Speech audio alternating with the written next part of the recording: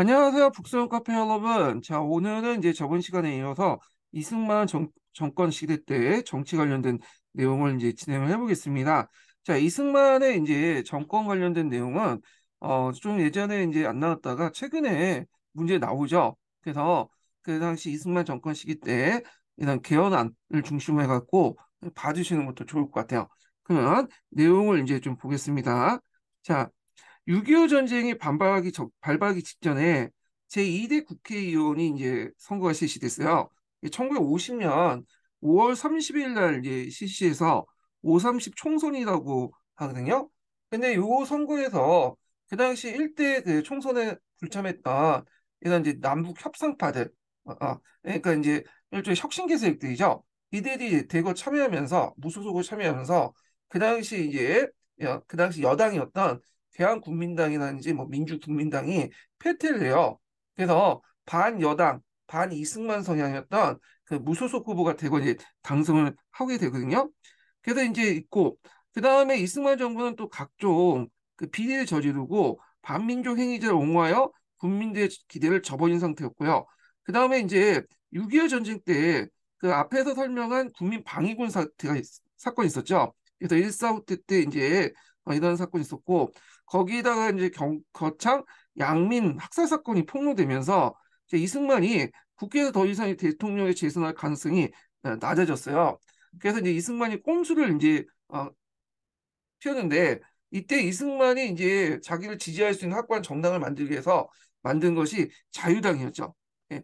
그래서 예전에는 뭐 그전에는 주로 이제 뭐 한민당 개혁이라든지 그다음에 뭐 그 독립촉성 그 국민회당 그 단체라든지 등등 해가지고 뭔가 어중이 써중이를 모여가지고 이제 자기 지지 세워 만드는데 한민당하고 이미 이제 이때는 갈려졌고요.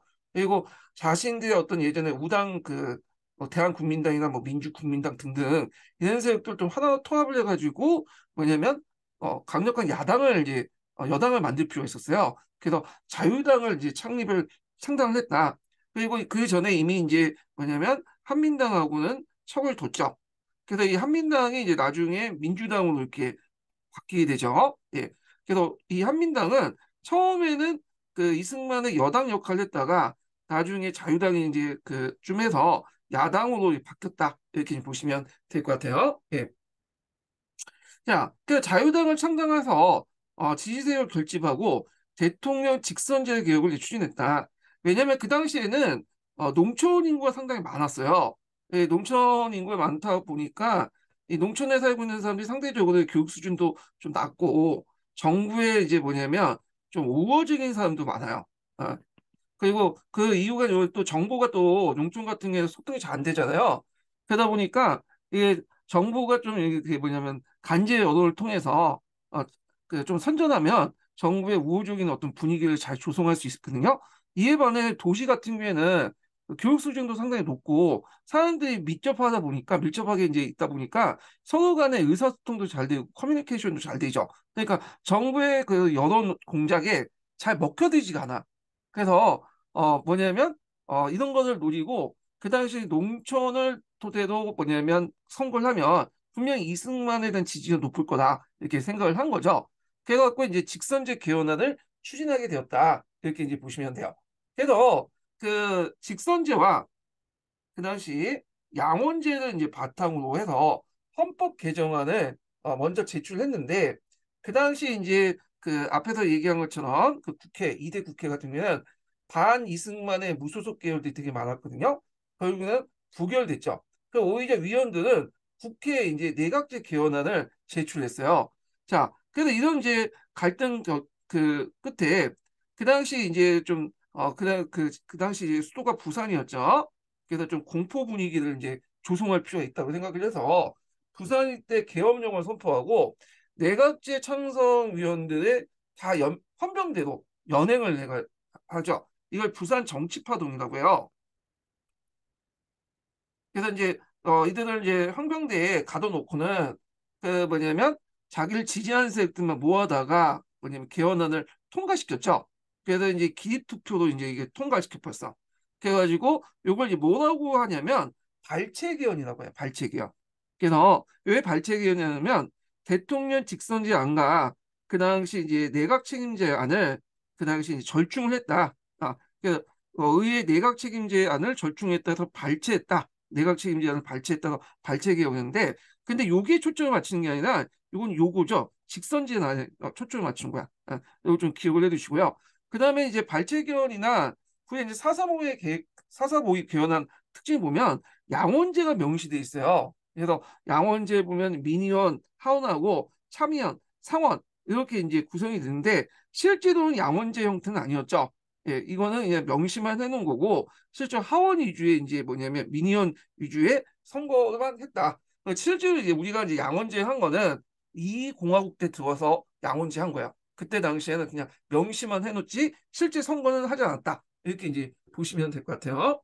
자, 결국에는 이렇게 해서 헌법으로 이제 뭐냐면 아, 이렇게 개헌을 한 다음에 제2대 대통령 선거에서 결국에는 이제 이승만이 이 농촌의 적극적인 지지를 받고 그 당선이 됐죠. 그리고 그 당시에는 또 부통령이라는 게 있었어요.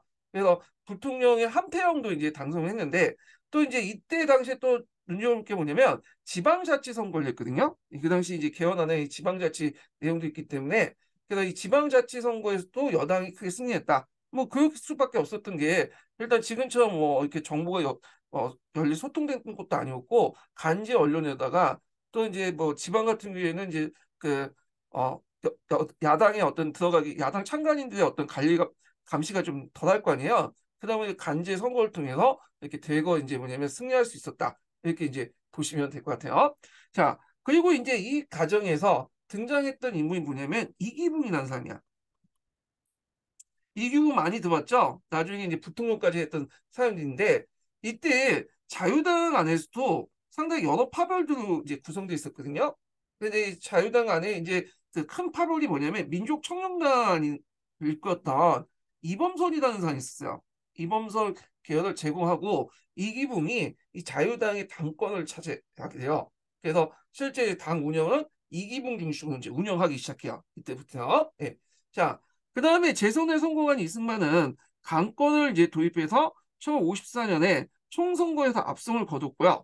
자, 이어서 이 자유당은 초대 대통령안에서 삼선 금지를 조항을 적용하지 않는 개헌을 발의했다. 자, 이걸 뭐라고 하냐면 여러분 다 유명한 4.4.5.2 개헌안이죠. 1954년이죠. 그래서 이제 초대 대통령의 삼선을 제한을 철폐한 거야. 그러니까 이게 삼선 제한 철폐가 본 내용에 있는 게 아니라 거기 붙이게 있어요. 초대 대통령은 삼선 제한은 철폐된다. 그러니까 중임은 이제까지만 하고 삼선까지는 금지한다고 해놓고는 그 밑에 이제 여기 붙이게다 이렇게 딱 적어놓은 거야. 그래서 이제 이렇게 있고 대통령 중심 이제 헌법을 제출했는데 보통 이제 그 개헌안에 대해서는 보통 이제 찬성 인원의 이제 3분의 2의 동의를 얻어야 돼요. 예. 그런데 3분의 1 이상의 뭐냐면 반대표가 나오면 이게 뭐냐면 그 부결되는 거죠. 그런데 이제 그 당시 민의원, 하의원의 제적 인원이 203명이었어요. 203명. 찬성표가 135명이었고요. 그 다음에 이제 반대표가 60명, 기권이 7명, 뭐 해가지고 하니까 60명 표는 이제 반대표 수는 총선의 3분의 1을 훨씬 못한다는 사실을 이제 좀 아는데 하여튼 뭐 저렇게 이제 계산을 쭉 해보니까 하여튼 그 계산이 제 해보니까 3분의 1 정도를 약간 넘었어. 제적위원 수를 기준으로 할 때. 그러니까 이제 이게 처음에 부결됐거든요. 근데 부결됐는데 이 나름의 이틀 만에 그 자유당 쪽에서 수학전을 도입해서 4.4.5입이라는 걸 있죠. 그래서 5를 기준으로 해갖고 이제 소수점 이하 같은 경우에는 어, 5는 올리고 5는 이하는 내리고 이런 식으로 편법을 써갖고 결국에 통과시켰어요. 예. 그래갖고 이제 이렇게 해서 결국에는 이걸 이제 4.4.5의 개헌안이다 이렇게 있죠. 그래서 여기 자세한 내용은 여기 있죠. 3분의 2에 넘는 130명이 창설했는데 여기 찬성표 135니까 부교표가 60표 나왔다고 했죠. 그러니까 이제 이걸 부결시킨 다음에 수학자를 동원해 갖고 135점의 정확한 표가 133.3이다. 이렇게 이제 해가지고 이제 이렇게 해서 133.5니까 실제로는 136표를 얻는 게 아니라 내림차 이걸 버리고 나서 사서 오입을 해갖고 이제 버리고 나서 135표를 얻으면 3분의 2를 얻을 수 있다는 아주 초유의 이제 이상한 논리를 이제 수학적 논리를 끌어다가 통과시켜 버렸죠. 예. 그래서 이제 이렇게 해서 개헌을 억지로 통과시켰다. 자, 그래서 이처럼 법과 절차를 무시한 개헌을 통해서 이승만은 헬수의 제한 없이 이제 죽을 때까지 대통령 출마가 가능하여 장기 독재 기반을 마련했고요. 그 다음에 민주주의의 원칙이 계속 훼손되었다. 그리고 이때 이제 통과된 법 내용에서 또 하나의 그 내용이 뭐냐면 그 대통령이 유고시에 죽을 때 그 다음에 이제 대통령직을 계승하는 사람을 정해놨어. 이게 부통령이 이제 계승할 걸 정해놨거든요. 왜냐하면 이승만이 그 당시 고령이기 때문에 언제 죽을지 모르잖아요. 자, 그래서 요 관련된 내용, 4.4.5.1 개헌과 관련된 내용이 예전에 기출문에 나왔으니까 좀 기억을 해두시면 될 것 같아요. 그래서 이렇게 있고, 자, 그 다음에 이제 반공체제 강화를 보다 강하다 이렇게 볼게요. 자, 6.25 전쟁 이후에 이제 이승만은 자신의 권력 기반을 강화하기 위해서 반공 이념을 적극적으로 활용해서 국가 권력을 이제 사유물처럼 여기면서 장기 독재를 했는데, 자, 이에 국민의 불신과 불만은 점차 커져갔고, 그래서 이제 신익희나 장명 등 정치인들이 이승만의 종신 집권을 위해서 이루어진 개헌에 반발해서, 그러니까 이제 사사고에 반발해갖고 뭘 만들었냐면 민주당을 이제 창당했어요. 민주당. 그래서 이 민주당은 기존의 야당 세력들을 이제 뭐냐면 규합을 했거든요. 그러니까 이제 그 안에는 큰 이제 뭐냐 두 개의 파벌이 있었죠. 하나는 예전에 한민당 계열 파벌과 부파라고 하는, 그 다음에 또 이제 한민당 아닌 사람들이 구성된 신파로 이렇게 두 개 파벌로 이렇게 구성돼 있었어. 그러니까 이제 민주당을 창립 초창기 때부터 되게 내분이 이제 좀 있었어요. 예. 그래서 이렇게 있었고, 그 다음에 또 하나의 정당이 이제 만들어졌는데, 이게 뭐냐면 이제 그 진보당이야. 진보당. 진보당은 혁신계의 세력들이죠. 그 예전에 이제 남북 통일을 주장했던 이 혁신계 세력들이 이제 만들었던 정당인데, 요 당수가 조병암이죠. 이 조병암. 그래갖고 이제 그 당시에는 여당이었던 이제 자유당과 그다음 제1야당이었던 민주당, 그다음에 제2야당이었던 진보당, 이런 이제 3대 정당이 있었다. 이렇게 좀 기억을 해두시면 돼요. 그래서 이런 이제 정치 구도 안에 이제 1956년에 3대 대통령 선거가 이제 있었어요. 이때 이제 자유당은 당연히 이승만이 나왔고, 민주당은 신익희가 나왔고요. 그 다음에 진보 선양이 조병암이 이제 나왔는데, 여기 이 조병암은 그 당시 이제 그 진보당이 이제 있죠. 그래서 이제 이런 내용도 이제 있는데, 이 조봉암이 이제 진보당이 나중에 만들어졌네요. 예, 다시 이제 수정해서 좀 저는 이때 만들어진 줄 알았더니 어, 나중에 만들었어요. 1958년에 만들어진 정당이네. 예. 자, 뭐 하여튼 이 당시에는 무소속이라는 이름을 해갖고 이제 등장을 했는데, 자, 근데 이제 이승만한테 운이 좋은 게 그 당시 이제 민주당 신익희 후보가 갑자기 이제 사망을 했어요. 그러니까 자연스럽게 이제 이승만이 이제 당연히 대통령이 됐겠죠. 그렇지만 의외의 변수가 생겼죠. 누구였냐면 이 나중에 이제 그 진보당 이제 그 당수였던 조병암이 무소속 후보로 이렇게 이제 출마해서 유효표였던 30표까지 이제 차지하며 돌풍을 일으켰고, 그래서 이제 부통령이었던 민주당의 장면이 자유당이 이기음을 누리고 당선됐어요. 예. 그래서 이게 이제 상당히 이제 정권에 부담이 됐죠.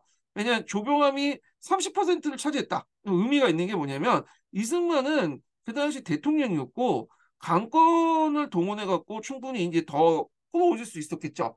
근데 그런 불리함의 여건에도 불구하고 조봉암이 30% 차지했다. 그럼 다음 선거 때는 이승만이 대통령이 될 가능성이 별로 없어질 가능성이 많다는 거죠. 이 조봉암 때문에. 그러니까 이제 조봉암을 어떻게 하든 쳐낼 필요가 있었던 거예요. 예. 그리고 이제 여기에 또 눈여볼 게 뭐냐면 부통령의 민주당이 이제 장면이 이제 자유당의 이기붕을 누르고 이제 당선됐는데, 대통령은 이승만인데 부통령은 뭐예요? 장면이죠. 그러니까 약간 정책에서 이제 할 때 정책을 집행할 때 언밸런스 하잖아요. 견제 세력이 될 수 있는 거고, 또 이제 앞에 4.4.5 개헌했다면 이승만이 죽은 후 대통령이 죽은 데 유구시에 제1 권력 계승자가 부통령이잖아요. 그러니까 이제 뭐냐 잠 못하면 이게 뭐야? 그 자유당에서 민주당 쪽 권력을 이제 이동할 수 있는, 권력이 넘겨줄 수 있는 그런 이제 사태가 벌어질 수 있는 거 아니에요?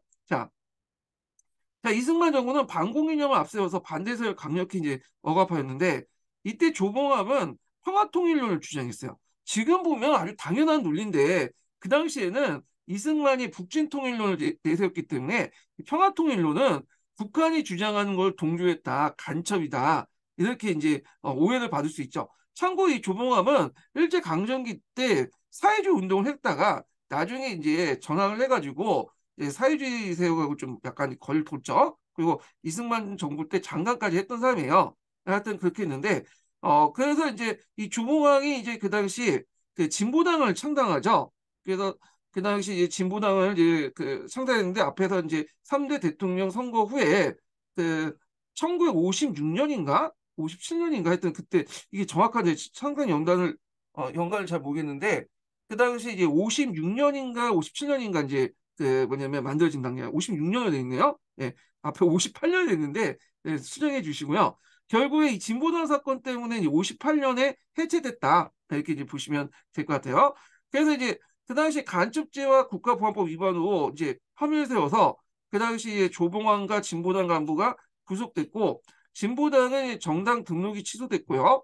조봉환은 사형에 처했어요. 간첩죄로. 이게 이제 진보당 사건이다. 이렇게 보시면 될 것 같아요. 그 다음에 또 비판 세력을 탄압하고자 야당의 반대에 무릅쓰고 국가보안법을 개정했어요. 국가보안법. 국가보안법은 언제 만들어졌죠, 이건? 처음 만들 때가 이제 뭐냐면 여순 순천 사건 때 만들어졌잖아요. 그래서 이 국가보안법이 이제 만들어지고 나서 여러 번이 개정이 일어났는데 이때 이제 1958년 여기 3차 개정안이 만들어졌는데 이때 이제 내용 보면 간첩의 개념을 넓게 정의해서 정부의 비판하는 행위를 국가보안법 처벌할 수 있게 만든 거야. 자, 여기에서 내용을 보시면 이렇게 이제 국가보안법의 주요 내용인데 자, 여기 보면 허위사실 발설과 유포한 자. 어, 그 다음에 이제 이 허위사실이라는 거 아닌가, 이게 페이크인가 아닌가 누가 결정해? 정부가 결정하는 거죠. 예, 사실이라도 가짜 뉴스라고 하면 가짜 뉴스 해가지고 이제 처벌할 수 있는 거야. 지금 러시아 보면 잘 알 수 있죠. 중국이나. 그 다음에 대통령, 국회의장, 대법원장 비난한 자. 어, 이거 비난과 비판이 상당히 분명하죠.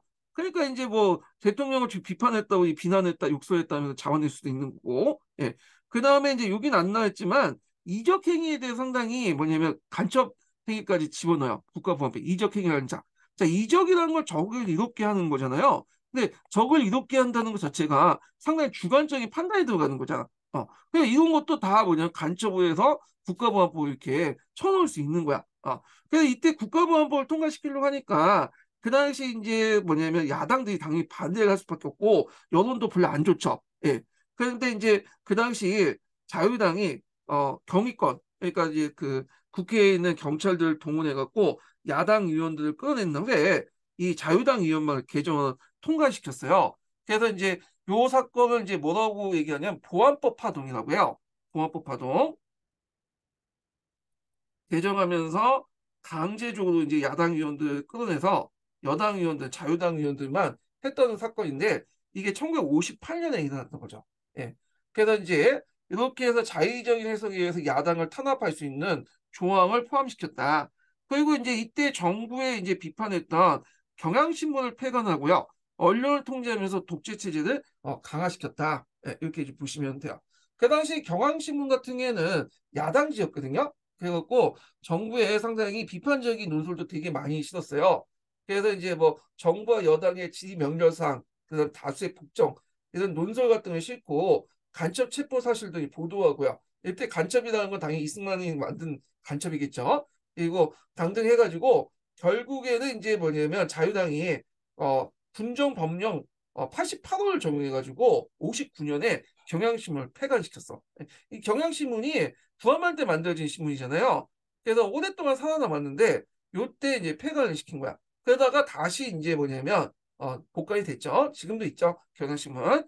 자, 그래서 이승만이 이제 뭐냐면 3대 대통령 선거 이후에 독재 체제를 강화시키면서 했던 일을 이제 좀 정리해 보면 첫 번째는 진보단 사건이 있고요. 그래서 진보단 사건을 통해 조봉암을 죽였고 그다음에 국가보안법을 개정을 했죠. 그래서 그 과정에서 보안법 그 개정하는 과정에서 앞에서 얘기한 것처럼 보안법 파동이 있었죠. 보안법 파동.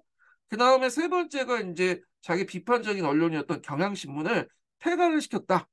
그 이런 식으로 독재 권력을 강화시켰다. 그래서 이런 그 3대 대통령 선거 이후에 이제 독재 정권 강화 관련된 내용을 이제 좀 파악을 해두시고요. 이 조병암도 좀 기억을 해주세요. 이게 이제 그때 간첩죄를 사형 선고를 당했지만 최근에 이제 재심을 해갖고 결국에는 이제 뭐냐면 52년에 2010년이죠. 무죄를 선고받았다. 이렇게 보시면 돼요. 그래서 지금 조명을 무죄 선고받는데 의미가 없죠. 이미 하늘나라 갔으니까. 예. 그래서 이제 사형제를 반대했던 사람도 반대하는 논리 중에 하나가 이걸 정치적으로 악용할 수 있다는 거야. 이게 이제 대표적인 게 진보당 사건이죠. 예. 이렇게 이제 좀 보시면 되고. 자, 반공을 내서 권력을 강화하다 내용을 볼게요. 자, 여기 보면 이제 이승만 정권 시기 때 대규모 반공 걸기대회를 수시로 개최했는데 여기에서 학생을 이제 동원했고 이승만 정부는 독재 체제를 강화하는 구실로 반공을 내세웠다는 거. 대규모 반공 걸기대회에 나섰던 참여한 학생들에게 북진통일을 외치면서 이승만의 중심을 뭉칠 걸 촉구했다. 그래서 그 당시에 이제 이승만은 대외적으로는 유엔을 통해 남북한의 어떤 선거를 통해서 이제 하자고 외치지만 주장했지만 이건 포면적인 내용이고 실제 안에서는 이제 북진통일을 내세웠던 거죠.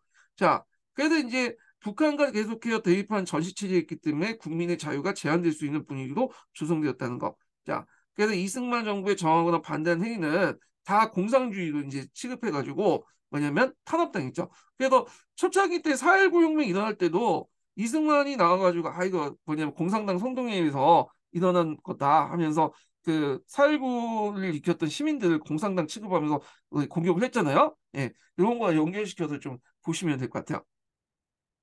자, 그 다음에 이제 요 경제 부분은 좀 나중에 좀 보고요. 그러면 관련된 정치 부분만 좀 보겠습니다. 자, 금성교과서를 좀 볼게요.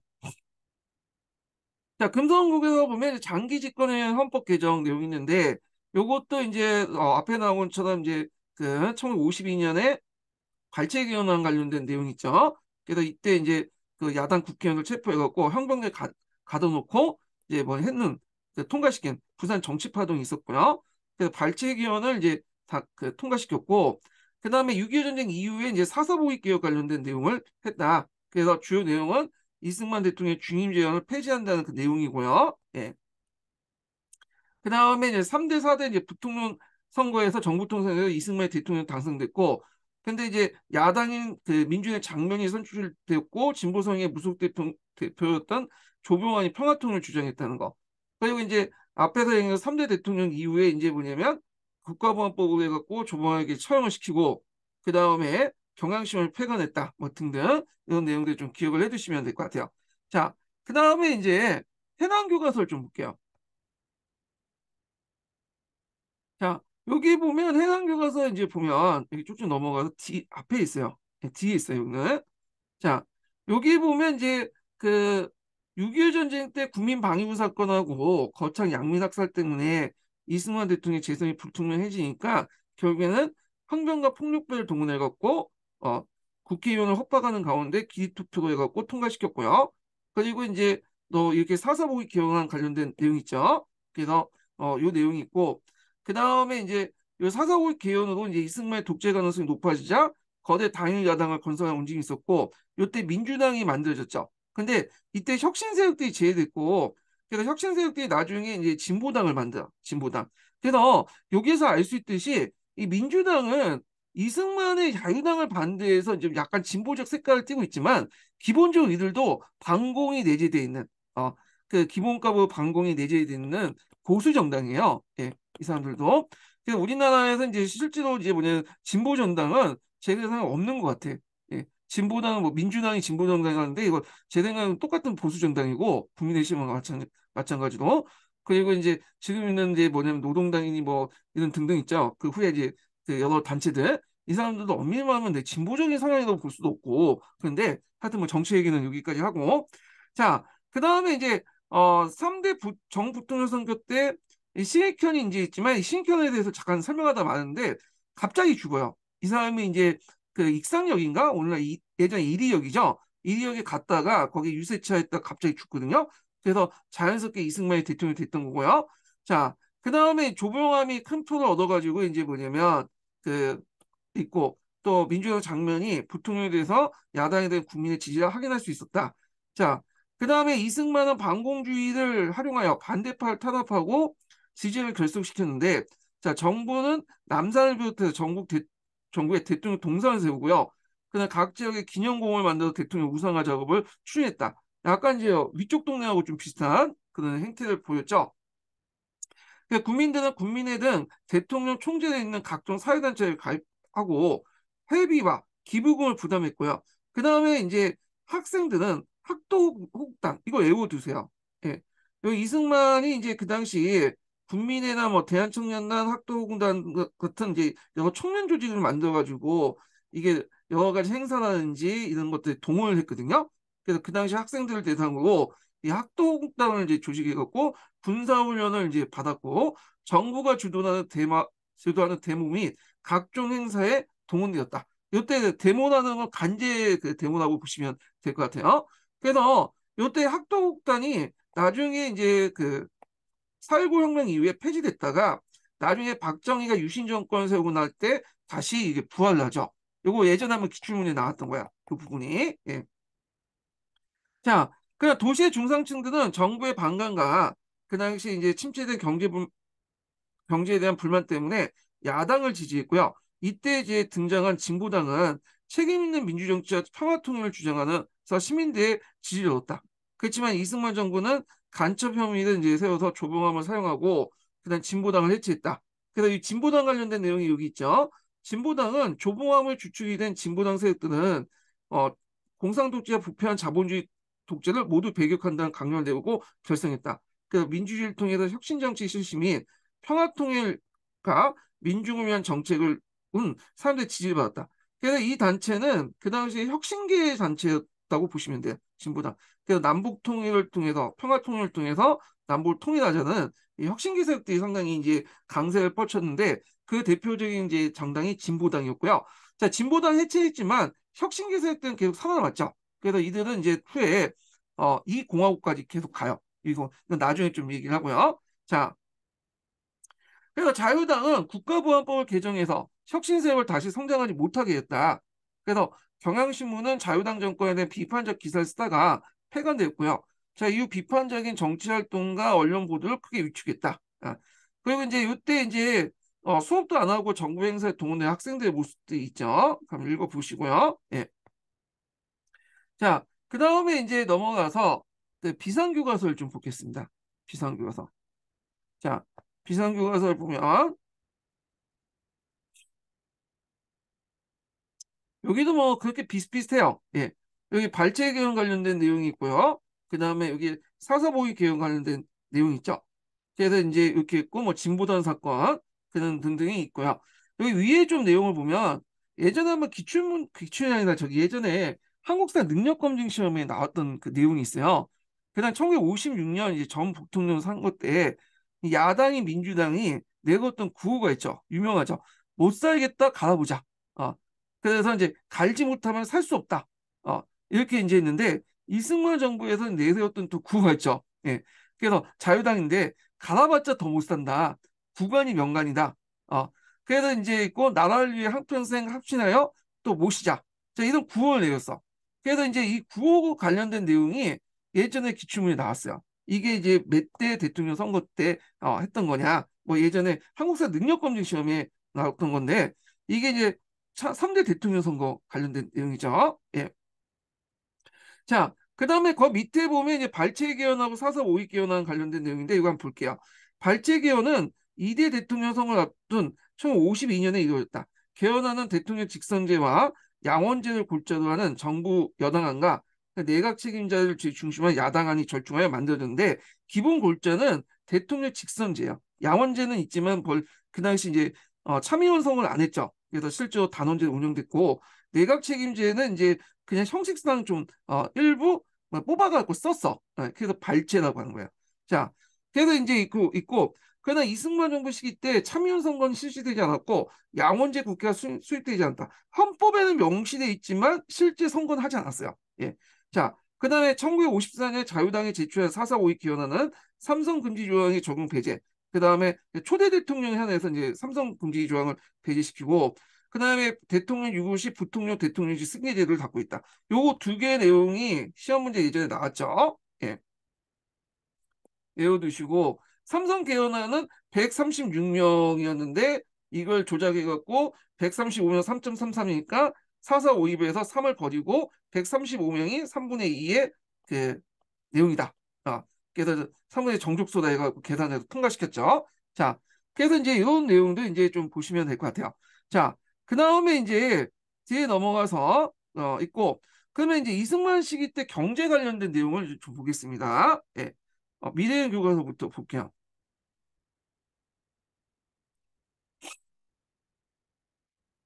자, 경제 관련된 내용 볼게요.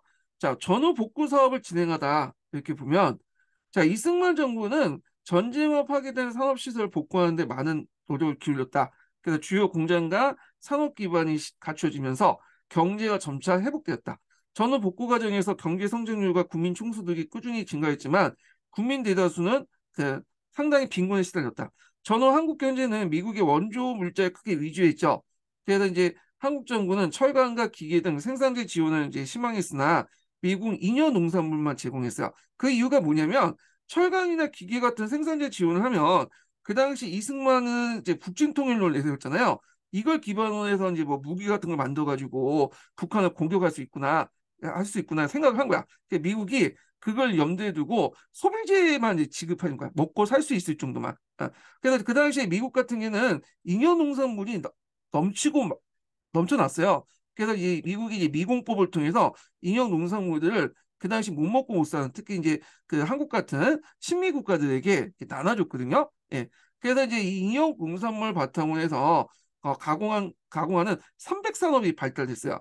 이거 예전에 시험문에 나왔던 거죠. 삼백산업은 뭐냐 하면 제분, 제당, 명방직공업 같은 생산품을 많아요. 제분은 이제 밀가루 받아서 제분 사업을 하고 설탕을 만들어서 제당을 하고 그다음에 연직물 면방직이 했죠. 그래서 이걸 바탕으로 한 산업이 삼백산업이다. 다 시잖아요. 그래서 초창기 때 이제 우리가 이제 지금 재벌이라고 하는 사람들은 지금처럼 반도체나 첨단 장비나 전자제품이나 이런 것들을 만들었던 게 아니라 이렇게 소비재에서 출발한 거죠. 뭐 제일제당 이런 것들이죠. 예. 그래서 이제 제일제당 나중에 이제 삼성이 되잖아요. 예, 등등 해가지고 이렇게 해서 이제 재벌들 초창기 때 이걸 통해서 돈을 많이 벌었다. 이렇게 이제 보시면 될 것 같고요.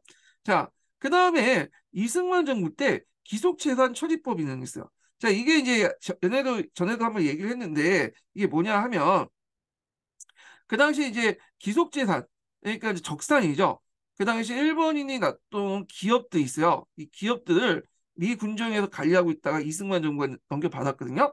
근데 이승만 정부가 이 기업들, 그러니까 그 예전에 일본인이 소유한 기업들을 누구한테 나눠줬냐면 예전에 미국인들이 미국 군정 시대 때 이제 그 일본 공장을 관리했던 그 연구자들, 즉 관리인들에게 나눠줬어. 그래서 이 사람들이 아주 그걸 싸게 받아가지고 뭐냐면 공장을 운영하게 되죠. 그래서 주로 이때 이제 싸게 받아서 이제 공장을 운영했던 사람들이 나중에 또 재벌이 돼요. 그 과정에서 또 뭐냐면 정치권하고 또 정강유착이 되죠. 예. 그래서 이제 이런 내용인데, 그래서 이제 이 기속재산 처리법과 그다음에 이제 그 앞에서 언급한 그 원조 물자 배정 과정에서 특정 기업의 혜택이 평준됐고 정경유착이나 독점 같은 부작용이 나타났다. 자, 이런 과정에서 이제 뭐냐면 그 재벌들이 오늘날 재벌들이 이제 만들어졌다라고 보시면 돼요. 그래서 되게 이 기속 재산들 그러니까 그 예전에 이제 일본인들이 운영했던 기업들이 주로 뭐 했던 회사들이냐면 유통이라든지 물류 같은 회사들이야. 그래서 이런 것들 이제 했던 기사 그 기업들인데 이걸 이제 오늘날 대기업들이 이제 인수해가지고 사세를 키웠던 거죠. 예전에 한번 제가 한번 TV 뉴스를 봤는데 어 그래서 다른 기업들은 이렇게 일본인 기사 그 공장들 인수해가지고 회사들 인수해 기업을 키웠는데 현대는 좀 달랐다고 하더라고요. 현대는 자기가 스스로 만들어가지고 기업을 키웠대요. 대단하다고 그렇게 얘기하는데 이건 시험 문제 안 나오겠죠. 자, 하여튼 이렇게 있고 그런데 이제 1950년대 말, 58년 정도 되니까 미국의 경제 상황이 나빠졌어요. 그래서 한국에 대한 미국의 원조가 줄어들고 이제 무상 원조에서 유상 차관으로 바뀌면서 그 당시 미국의 원조에 의존했던 그 당시 이제 한국 경제가 불황에 빠지게 돼. 결국 경제 성적이 크게 떨어지고요. 그런데 이제 이에 대해서 이제 경제 위기 상황에 이승만 정부는 제대로 대처하지 못했다고 하는데 요거에 대해서는 약간 이제 좀 관점을 달리하는 사람도 있어요. 왜냐하면 요때부터 이제 경제개발 계획이라는 걸 실시를 했다. 이거 예전에 시험 문제 나왔죠. 그래서 그 당시 3개년 경제개발 계획을 시도를 했는데 이게 이제 제대로 실시하지 못하고 장명 정권 넘어갔다가 나중에 이제 박정희 때 실시했다. 이렇게 있고요. 그다음에 요때부터 이제 예전에는 무상 원조가 이제 받다 보니까 무상 원조를 받다 보니까 미국 말 들을 수밖에 없잖아요. 근데 유상 차관으로 받다 이제 바뀌니까 이제 나름대로 이제 독립적으로 나가게 경제 정책도. 그래서 예전에는 소비재 중심이었는데 점차 생산재 중심으로 나가게 됐다. 이렇게 이제 좀 기억을 해두시면 될 것 같아요. 자, 그 다음에 이 300산업 관련된 내용 중에 좀 눈여겨볼 게 뭐냐면 요거 관련된 내용인데, 자, 그 당시에 이제 필요 이상으로 도입된 미국의 원조 농산물들이 곡물 가격을 폭락시켜 그래서 농민들의 생산 의욕을 떨어뜨리고 농촌 경제에 큰 위협을 봉착했는데 특히 이제 여기에서 먹는 게 값싼 밀이 많이 들어왔죠. 밀. 그래서 밀 농사는 이제 차상성이 안 맞기 때문에 더 이상 하질 못해. 미국의 값싼 밀을 가지고 먹으면 되잖아요. 그래서 뭐 그때 뭐 밀면도 먹고 그랬잖아요. 자, 그러면서 이제 농촌에서는 뭐만 짓기 뭐냐면 재배를 하면 쌀을 단작화시켜.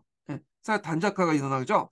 자, 그러면서 이제 나중에 이게 이 단작화가 상당히 위험한 게 뭐냐면 쌀값이 폭락을 할 경우에는 대체 농산물이 없잖아. 그러다 보니까 농가 경제가 폭삭 망한 거야. 그 예전에 이제 삼미진식 계획 때도 그때 그 문제점이 등장했죠. 삼미진식 계획 때 쌀 단작화 하다 보니까 나중에 경제공황이 왔잖아요. 그래서 일본에서 이제 뭐냐면 쌀값이 막 내려가고 일본 농민들이 이제 한국에 쌀 수입해 오지 마라 막 요구를 하니까 결국에는 일본이 더 이상 이제 수입을 안 하잖아. 그러니까 쌀만 경작했던 농가가 어떻게 타격을 받게 되는 거야. 그것이 이제 뭐냐면 1930년대 그런 소작증의 급진화의 어떤 또 배경이 되죠. 자, 이런 것들이 상당히 위험한데 시장 가격에 상당히 취약하다. 그래서 이제 이런 것도 좀 같이 기억을 해두시면 될 것 같아요. 자, 그 다음에 이제 여기 보면 무상원조 세상에 공짜가 없다는 거죠. 자, 미국이 우리나라한테 이제 뭐냐면, 이렇게 무상 원조를 할 때 얘네들이 그냥 해주는 게 아니야. 그 어떻게 했냐면, 요게 무상 원조를 해주면 정부에서 이제 요게 뭐냐면 이제 물품을 배정한다는 게 뭐냐면, 그 미국이 직접 우리나라 정부한테 주는 게 아니에요. 그러니까 미국이 예를 들어 1,000만 달러가 있으면 1,000만 달러의 뭐 농산물이나 뭐 소비재를 주겠다 할 때 1,000만 달러를 정부에 주는 게 아니야. 미국이 우리나라 정부를 잘 못 믿었어. 신뢰가 안 가서 어떻게 도중에 빼먹을 수 있으니까 어떻게 하냐면 일단 정부에서 이제 뭐냐 너 이승만 정부에서 너희들한테 기업한테 이제 뭐냐면 신용장을 줘라. 어, 신용장을 주면 기업이 와가지고 이제 미국에 가가지고 신용장을 보여주면 미국에서 그 신용장을 보고 뭐냐면 물품을 주는 거야. 그러니까 정부한테 직접 주는 게 아니라 기업을 통해서 미국이 지원을 해주는 거군요. 예. 그러면 이제 기업 입장일 때는 정부의 신용장을 얻기 위해서 당연히 정부 관료들 만나서 뭐예요? 사바사바도 하고 오늘날 말하면 이제 뭐 눈싸움이나 이런 데 가고 술도 같이 마시고 뭐 이렇게 하겠죠. 예. 그러다 보니까 이제 이렇게 뭐 부정부패도 일어나고 정경유착도 일어날 거 아니에요. 자, 그래서 이제 이걸 가지고 이제 물품을 하면 이걸 이제 뭐냐면 어디에 파냐면 국민들이 파겠죠. 판매 수익을 이제 얻을 거 아니에요. 그 중에 일부를 뭐냐면 원화로서 한국은행에 예치해놔. 그래서 이걸 무슨 자금이라고 하냐면 대충 자금이라고 해요. 그래서 이 대충 자금은 이제 뭘로 쓰이냐면 미군산 미국의 무기 있죠. 네, 미국산 무기하고 주한 뭐 어떤 미군 유지비, 군사비 정도, 우리나라 군사비 이런 걸 쓰요. 그래서 그때 이제 우리나라에서 이제 미국의 뭐 군사 원조도 있고 이렇게 대충 자금을 해서 미국산 그 무기도 많이 구입하다 보니까 그 당시에 이제 거의 그냥 소총부터 해서 비행기까지 다 탱크까지 다 미국산이에요. 그러니까 이후부터 이제 우리나라가 나중에 6, 70년대 경제 개발해갖고 돈도 좀 벌고 이제 새로운 무기도 받아들여야 되는데 기존에 계속 미국산 무기를 썼고 그 미국산 무기에 맞춰서 시스템을 다 깔아놨으니까 새로운 무기를 못 사는 거야. 그래서 예를 들어 유럽산 뭐 무기가 좋다, 프랑스 무기가 좋다, 전투기를 도입하겠다. 그럼 못하죠. 왜냐하면 레이더 자체가 다 미국산이고 다 그렇기 때문에 전투기도 당연히 미국 걸 들어와갖고 쓸 수밖에 없는 거잖아. 그래서 미국의 F-15, 뭐 F-16 계속 싸우는 거잖아요. 그런 시스템은 이미 요때 구축해놨다 이렇게 보시면 될 것 같아요. 그래서 미국은 상당히 돈에 민감한 나라이기 때문에 그냥 공짜로 주는 게 없어요. 다 대가가 있죠. 이렇게. 예. 자, 뭐 이렇게 있고, 그럼 한번 관련된 내용을 이제 보겠습니다.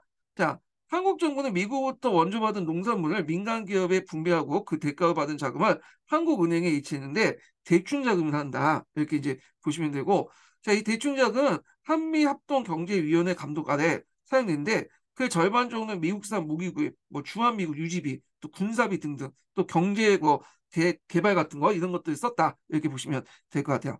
자, 미국의 원조 농산물은 국내에 부족한 식량 문제를 해결하는 데 큰 도움이 되었다. 그렇지만 필요 이상으로 들어와 국내 농산물 가격이 폭락하면서 농촌 경제가 큰 위협이 직면했고 특히 보리와 밀 등은 가격 경쟁을 밀려서 농촌에 점차 사라졌고 쌀만 이제 단작화해서 이제 짓는 그런 문제가 일어났죠.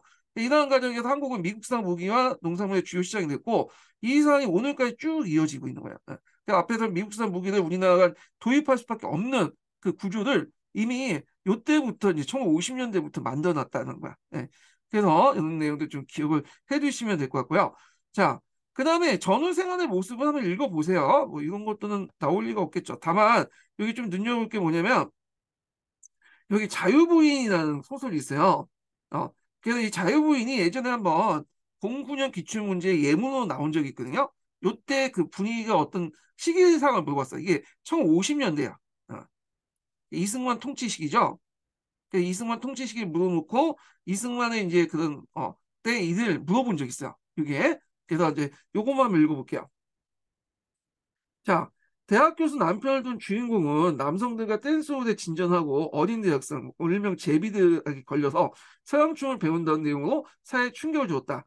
자, 이는 여성의 도덕성 논란에 학대되기도 하였고, 당시 미군 군화의 유입으로 정통적인 도덕관념과 삶의 양식이 변화하는 현실을 보여주고 있다.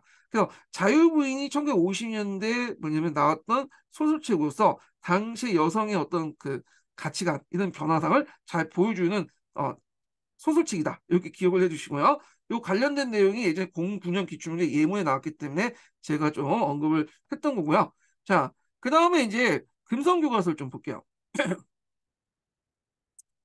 자, 금성교과는 그 앞에 있거든요. 네, 6.25 전쟁의 뭐 사회 문화 변화는 이제 각자 보시고, 네, 여기부터 보겠습니다. 경제 관련된 부분. 자, 이승만 정부는 전후 복구 사업을 필요한 재정을 확보하기 위해서 일본인 소유 어떤 기속 재산들을 적산을 미국의 원조 물자를 어, 재산과 원주 물자를 민간에 매각하는 방식으로 조치 취했다. 자, 여기에서 마련된 재원은 산업시설 복구하는 데 활용했으며 매각 과정에서 일부 기업들의 특혜를 받는 문제가 생겨났다. 자, 전후 복구 사업에서 미국의 경제 원조는 큰 역할을 했다. 자, 그래서 이제 앞에서 말한 것처럼 그 나름대로 식량 부족 문제를 해결했고 300사업 같은 소비재 사업도 발달 영향을 미쳤죠. 요거 외워두시고요. 기존에 나왔던 거니까. 그렇지만 이제 부정적인 현상이 일어났죠. 그래서 미국에 대한 경제 의존도가 높아지고 국내 농산물 가격이 하락하는 데 문제가 발생했고요. 그다음에 경제 자립에 필요한 제조업 발전에 큰 도움이 되지 못했다. 300산업 같은 소비재 공업만 했지 생산재 시설 같은 것들은 이제 뭐냐면 발달하지 못했죠. 이런 것들이. 예. 그다음에 이제 미국의 원조 물자와 대충 자금을 보면요. 자, 미국의 원조 물자를 민간에 매각해 확보한 돈을 대충 자금을 한다. 요 이제 한국은행에 특별한 계정을 만들어서 요게 원조 물자의 물품 대금을 일정 부분 이렇게 계정에 이제 쌓아두게 한 거야. 예. 그래서 한미합동경제위원회가 통제를 받아서 정부 재정을 했는데 주로 미국산 무기 구입과 한국군 유지비 같은 국방 분야에 사용했으며 사회간접시설 확충 같은 경제 재건을 사용했다. 그래서 미국산 무기 구입, 그 다음에 한국군 유지비, 그 다음에 뭐 사회시설 확충, 경제 재건에 사용했다. 이렇게 보시면 될 것 같아요. 자, 요 304호를 통해서 그 당시 오늘날만 재벌들이 성장을 했는데 요 관련된 내용을 이제 좀 보겠습니다. 자, 미국이 제공한 원조 물자는 밀, 설탕, 연화 등 대부분 식량 문제를 해결하기 위해서 농산물로서 당시 한국의 경제 상황을 고려하여 무상으로 공급했다. 자, 미국의 입장에서는 자국의 가인 생산된 농산물 처리하는 의도도 있었다. 그러나 합동 경제위원회를 통해 분배된 원조 물자는 소수의 특정 회사와 그 다음에 공장이 분화됐으며 중소기업 성장을 막고 소수의 재벌들이 형성하는 토대가 일어났다. 그러니까 이 과정에서 우리가 이제 알고 있는 제일제당이나 이런 것들이 다 삼성을 만드는 기반이 되잖아요. 오늘날 뭐 삼성이 뭐 전자제품 팔고 그러는데 원래부터 전자회사는 아니었어요. 이렇게 제당이라든지 그 다음에 그 제당시 옷 같은 걸 갖다 팔아가지고 컸던 그 회사죠. 예. 그렇게 있고. 자, 그래서 이제 있고, 그 다음에 해남 에듀를 보겠습니다. 예. 앞부분에 있죠, 여기는. 자, 전후 복구 관련된 내용이 있는데 이것도 거의 비슷비슷해요. 예. 여기 나오면 이제 그 당시 이제 그 전쟁이 끝난 다음에 전후 복구 사업을 했는데, 자, 이런 그 상황 속에 기속 재산 대부분 민간에 매각되고 민간 기업 중심의 자본주의 체제가 자리 잡게 되었다. 그래서 미국은 식량이나 의약, 의복이나 의약품 같은 생필품과 명방지, 설탕, 밀가루 같은 소비재 산업을 원료가 원조 물자로 도입했는데, 그래서 이 원조 물자 가공해서 판매한 300산업 같은 소비재 산업이 발달했다. 자, 이런 걸 원조 경제를 한다. 그래서 이제 있고, 그 다음에 이제 정부가 원조 물자를 배분하는 과정에 정경 유착이 이제 일어났다. 이렇게 보시면 될 것 같아요. 자, 그래서 원조 물자 들어온 미국의 값싼 농산물 때문에 국내 농산물 가격이 떨어져 농민들이 어려움을 겪었고요. 농촌 부채가 늘어나면서 굶주린 농가가 늘어났다. 이건 이제 원조 물자의 어떤 부작용이죠. 자, 1950년대 말부터 미국은 무상 원조를 줄이면서 유상 차관을 제공하는 방식으로 정책을 수정했다. 원조 감소로 많은 기업들이 파산됐고, 실업률이 상승하자 정부는 자립적인 경제 건설에서 경제개발 정책을 준비했다. 이게 이제 3개년 경제개발 계획이에요. 이게 자유당 때 처음에 만들었던 건데, 이게 이제 실시는 못했죠. 예, 4.19 혁명이 일어났잖아요. 그래서 장명 정권을 넣어갔다가 장명 정권 시도하려다가 곧바로 5.16 군사정변이 일어나고 나서 다시 박정희 정권 때 넘어가죠. 이게 3개년에서 5개년으로 이제 해서 1차 5개년부터 해서 뭐 2차, 3차 이런 식으로 쭉 이제 실시한 거잖아요. 예. 자, 그래서 이제 있고, 이 다음에 이제 그 이승만 시대 때 이제 뭐 사회사와 관련된 내용인데 시험 문제 나오지는 않겠지만 한번 읽어는 볼게요. 광복이후 해외에서 귀환한 동포들과 그 6.25 전쟁에 전후에 월남한 사람들은 그다음에 서울을 비롯해서 몇몇 도시에 자리 잡았다. 이들은 대부분 납품발이를 하면서 상비탈에 무허가 판잣집을 짓고 살면서 도시 빈민층이 형성됐고, 또 몰락한 농촌 가구도 도시로 이주하면서 도시화가 진행되었다. 가족의 형태는 정통적인 가족 공동체에서 소가족과 개인 중심의 변하기 시작했고, 많은 남성들이 전쟁에 목숨을 잃어 가정과 사회에서 여성들의 역할이 증대되면서 가부장제가 약화되었다. 한편 가난을 벗어나기 위해서는 길은 고용이라고 생각하는 사람들이 늘어나면서 이에 학교 수가 증가되고 취학률이 빠르게 높아졌다. 그러니까 이 시기 때 이른바 한글 세대가 부르는 교육받은 사람들이 증가되면서 1960년대 이후에 민주화와 경제 성장의 원동력이 되었다. 이렇게 이제 보시면 되고, 이때 이제 그 교육열, 그러니까 제 그 아버지 세대죠. 자, 있잖아요. 여러분들은 할아버지 세대 정도 되는 그런 사람들이 이제 이렇게 교육했는데, 여기 좀 눈여겨볼 게 뭐냐면 강복정이 대한민국 임시정부가 무상교육, 의무교육을 이제 내세웠잖아요. 여러분들 상균주의라고 이제 아시죠? 뭐 지금은 당연한 거지만 그 당시에는 꿈이었어, 그게. 이상이었고. 근데 이제 이게 이제 강복 후에도 그게 제대로 안 됐죠. 왜냐면 돈이 없었기 때문에. 근데 그러다가 이제 강복 후 이제 6.25 전쟁 끝난 다음에 50년대 후반에 가서야 우리가 알고 있는 이제 의무교육, 무상교육이 완전히 정착됐다. 이렇게 보시면 될 것 같아요. 예. 그래서 이때는 이제 뭐냐면 중학교 입시 교육도 있었어요. 예. 그래갖고 그 뭐냐 명문 중학교에 가기 위해서 상당히 이제 뭐냐면 초등학생들도 입시 교육에 시달렸다는 거. 이게 그 이제 중학교가 이제 뺑뺑이로 돌리기 시작한 게 이게 평균화된 게 1970년대인가 60년대인가 그때 가서 이제 그렇게 알고 있거든요. 이렇게 있고, 자, 그 다음에 이제 넘어가서 비상교과서 좀 보겠습니다. 자, 여기 보면 전후 이제 복구사업과 생활의 변화인데 그 앞부분에 있는 내용들 거의 동일해요. 그래서 여기 보면 이제 300산업 같은 것도 있고요. 그 다음에 이제 6.25 전쟁 이후에 이제 뭐 도시민들이 피난민들이 도시에 몰려서 도시 중심의 복구가 이루어졌고 인구의 도시 집중도 심화되었다. 그리고 자녀 교육이 많이 행해졌고 뭐 이렇게 했고, 여성의 역할이 뭐 이제 커졌고, 그 다음에 미국식 대중문화가 이제 유입됐다. 정통적인 가치관이 충돌되기 시작했다. 이런 내용이고요. 그래서 이제 요거 생각을 키우자 관련된 내용을 볼게요. 자, 미국의 경제 원조가 한국 경제에 미친 영향 이렇게 했는데, 자료 1번에 보면 요때 이제 일 그래프에 보면 연도별 국내 쌀 부족량과 외국에 들어온 쌀 도입량의 추이 나타나고요. 자료 2의 그래프 같은 경우에는 미국의 원조 자금이 강복 이후에 1958년까지 쭉 늘어났죠.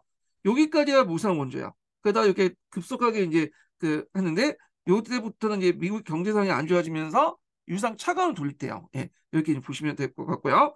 자, 자료 1을 보면 이를 봤던 미국의 인형 농산물의 국내 도입이 국내 농가에 미친 결과를 써보자. 자, 미국의 인형 농산물의 가다 도입으로 국내 농산물 가격이 폭락했고 농민 경제가 어려움을 겪게 되었다. 그 다음에 자료 2번을 참고해서 58년 이후부터 꺾였잖아요. 50년대 말 미국의 무상 원조가 차관 형식으로 바뀌면서 원조 액수가 축소되었다. 이에 의해서 이제 원조에 의존했던 그 한국 경제는 공장의 가동률이 떨어지면서 많은 중소기업이 파산되고요. 그래서 서민생활의 어려움을 공충을 겪었다. 그래서 정부가 이제 그 당시에 대안을 내놓았던 것이 그 경제개발 계획을 내놓았던 것이고, 그리고 이제 소비재보다는 생산재 위주로 넘어가려 했는데 이게 이제 하려다가 이제 안 됐죠. 예, 이렇게 이제 보시면 될 것 같아요. 자, 그래서 이제 이렇게 한번 봤고, 잠깐 이제 북한 관련된 내용을 좀 보겠습니다. 북한은 나올 가능성 없긴 하는데 혹시 모르니까 이제 보는 거예요. 혹시 모르니까. 예. 자, 북한 관련된 내용을 볼게요. 예. 자, 북한 사회경제 관련된 내용을 보겠습니다. 자, 북한은 김일성 주도하의 여러 세력들의 연합정권이 이루어졌죠. 그래서 앞에서 제가 언급했을 거야. 그때 이제 김일성을 주도해갖고 여러 정권들 전합 여러 세력들 연합정권을 만들었는데 요때 우리가 알고 있는 이제 만주파가 있고 얘네들이 김일성을 중심으로 한 파들이죠. 그 다음에 옆 동네에 있었던 같이 이제 친밀하게 지냈던 갑산파가 있고요. 그 다음에 남로당 계열도 있고 그 다음에 이제 연합파, 예, 그 조선 독립동맹 계열이죠. 그 다음에 소련파 이렇게 있는데 그래서 6.25 전쟁 때 이제 이미 남로당 계열은 수층됐어. 그래서 전쟁이 체를 울고 그 박헌영을 이제 누구로 모였죠? 박헌영을 미국의 뿌락치는 몰고 이제 처형시켰죠. 예. 그러다가 나중에 연합파와 소련파도 이제 처형시켰죠. 예. 요 과정을 이제 보는데 자, 6.25 전쟁 후에 김일성 경쟁자들 제거하면서 권력 기반을 이제 강화시켜 나갔고요. 그래서 이제 전쟁 중에 중국파 소련파 일부를 제거하고 전쟁 직후에 남조선 노동당, 그러니까 남노당 박헌영을 미국의 간첩 행위를 했다. 미국 간첩이다 해서 이제 죽여버렸죠. 그리고 각지에 자신의 동상을 세워서 우상화 작업을 했다. 이게 아마 이제 스탈린의 영향을 받은 거야. 스탈린도 곳곳에 우상을 세워놓고 있잖아요. 모태통도 그렇고. 자, 소련의 스탈린식 독재 체제에 대한 비판이 등장하자 북한에서도 김일성 개인 숭배와 경제 체제 정책에 대한 비판하는 사건이 나왔고 이를 빌미로 해서 김일성은 비판 세력을 대대적으로 수청했는데 이때 이제 연합파하고 소련파를 제거한 사건이 있어. 이게 이제 그 유명한 8월 종파 사건이야. 종파. 종파라는 말은 뭐냐면 그 당의 분열 행위를 이제 깨하는 자를 종파라고 해요. 얘네들은. 그래서 1인 독재 체제를 강화했다. 그래서 김일성은 북한식 사회주의 체제를 구축하면서 자신의 권력을 공고했다. 그래서 제가 아마 북한사안 내려면 제가 이제 출제자면 요 8월 종파 사건을 한번 낼 것 같아. 제 생각으로. 자, 이 8월 종파 사건 관련된 내용이 그 밑에 있거든요. 여기 좀 볼게요. 자, 전후 복구 건설 작업을 마련하기 위해서 김일성이 장기 외유 중인 틈을 타서 연합파를 중심으로 소련파가 가세한 반김일성파는 김일성을 당 위원장직으로 이제 끌어내리려고 하였으며 소련은 이러한 반대파 결정을 부추겼다. 그러나 이러한 시도는 사전에 김일성파에게 알려져 실패했고 반대파는 당직과 간직을 박탈하고 이들 중 상당수가 소련과 중국 망명갔다. 이렇게 보시면 될 것 같아요. 자, 그래도 이제 사회주의 경제체제의 형성을 볼게요. 1950년대에서 60년대까지는 그래도 나름대로 북한이 경제가 나름대로 운영돼 있어. 그 이유가 뭐냐면 그 옆에 형제국, 그 당시 냉정체제였잖아요. 냉정체제에서 같은 사회주의 형제국이었던 소련과 중국이 많은 원조 물자를 줬어요. 기술도 지원해주고. 그래서 이제 이걸 토대로 해서 경제부흥 3개년 계획을 세우고 1차 5개년 계획을 시행하면서 국가 주도의 전후 복구 사업을 진행되면서 본격적인 사회주의 건설을 나섰다. 그래서 먼저 이제 농업과 상공의 집단화를 하죠. 이 집단화라는 것은 예전에는 토지 개혁할 때는 집단화가 아니죠, 이건요. 경작권을 나눠줬잖아. 예. 그러다가 이제 어느 정도 이제 정권이 안정화되면서 이제는 뭐냐면 경작권을 다 해소해가지고 농장을 만들어. 그 농장에 이대를 해갖고 월급을 주는 식으로 집단화시킨 거야. 그래서 이런 집단화 작업은 북한뿐만 아니라 소련도 그렇고 중국도 마찬가지예요. 처음에 경제권을 줬다가 정권이 안정화되면 이렇게 집단화해가지고 농장을 만들어버려요. 예. 그래서 이제 있는데 그 내용을 볼게요. 모든 농민은 협동조합에 가입하도록 하고 농토는 협동조합에 이제 소유를 하도록 하는 거야. 그래서 이제 이렇게 있고 소규모 개인 상공업도 생산협동조합을 갖고 작업이 추진되었다. 그러니까 토지를 비롯한 모든 생산수단은 협동조합의 소유가 되어 사유가 형성되지 않았으며 조합원은 공동으로 노동하고 그에 따라서 분배받았다. 자, 이로써 이제 북한은 사회주의 경제체계가 확립되었다. 아울러 북한은 1956년 대중의 정신력을 강화하고 노동 생산성 높이를 위해서 천리만 운동을 했다. 천리만은 하루 만에 천리를 갈 수 있는 말이잖아요. 그만큼 이제 빠른 시일 내에 높은 생산력을 올리기 위해서 천리만 운동을 했다. 이렇게 보시면 돼요. 근데 이 천리만 하는 게 운동이 어떤 이제 뭐 지금처럼 영어 자본이나 기술이라든지 이런 것들 투자해가지고 생산성 올리는 게 아니라 그냥 뭐 인력만 갈아 넣는 거야. 사람만 갈아 넣어갖고 노동력 대규모 투자해갖고 이런 성과죠. 그러다 보니까 이런 것들이 초창기 때는 나름대로 경제 발전을 하게 돼요. 근데 어느 시점에 이제 딱 도달하면 한계 수용 체감의 법칙이 적용되잖아요. 생산성이 오히려 격감되죠. 이거는 그 소련도 그렇고 소련도 이 초창기 때 스탈린이 경제 개발해서 이렇게 올라갔잖아. 그렇지만 곧바로 생산이 떨어지잖아요. 북한도 마찬가지야. 어느 정도 성공했어. 그렇지만 이런 것들이 이제 뭐냐면 비효율적이기 때문에 나중에는 오히려 생산량을 저하시키는 원인이 돼서 나중에 6, 70년대는 그런 것들이 이제 부작용이 나타나기 시작하죠. 예. 자, 천연만 운동은 대중의 노동력을 동원해서 갈아 넣어가지고 경제 성장을 이뤘지만 기술 혁신과 물질적인 어떤 뒷받침이 이제 부족해서 한계에 부닥쳤다. 그래서 예를 들어 뭐 아파트를 짓는데 우리나라 같은 경우에는 이제 아파트 짓는데 사람들 별로 동원 안 하잖아요. 크레인 동원하고 막 기계 동원하고 이제 짓는데 북한 같은 경우에는 아파트 짓는데 이런 게 물자가 없다 보니까 크레인 같은 것들이 부족하고 그러다 보니까 다 이제 삽질하고 뭐냐면 트럭이 없다 보니까 트럭에 싣는 것보다는 사람이 일일이 이제 뭐냐면 흙이나 콘크리트 날려가지고 이제 붓고 자 이런 식으로 이제 뭐냐면 건물을 짓는단 말이야. 자, 그 한계가 있겠죠 당연히. 그래서 이제 이런 내용들 좀 기억을 해두시고 자 그리고 예전에 이제 문제가 됐던 인물이 김홍봉이죠. 이 김홍봉이 독립운동가는 상당히 유명하죠. 이 사람이 독립운동가로서 이제 유명한 건데 강복 후에 남한에 있다가 북한은 월북했죠 자진. 그리고 나서 6.25 전쟁 때 그 당시 북한의 요직 장관급의 장관 자리를 차지하고 있었어요. 물론 직접적으로 관련은 없지만 북한의 그 당시 이제 장관급 정도 되는 고위직으로서 그 당시 거기 뭐죠 6.25 전쟁 때 있었단 말이에요. 그러니까 이제 6.25 전쟁의 책임을 아예 면할 수는 없잖아요. 이 사람을 훈장해 주니 않으니 가지고 문제가 많았던 거죠. 그래서 요 관련된 내용인데 요거는 뭐 한번 읽어볼게요. 뭐 나올 수는 있으니까 제 보면 김홍봉은 의열단장, 조선 오용대장, 한국강복군 부사령관, 대한민국 임시정부 국무부장으로 활동하면서 독립을 위해 노력했다. 일제가 김홍봉을 두려워하여 그를 잡기 위해서 100만 원이라는 거액의 헌상금을 걸 정도였다.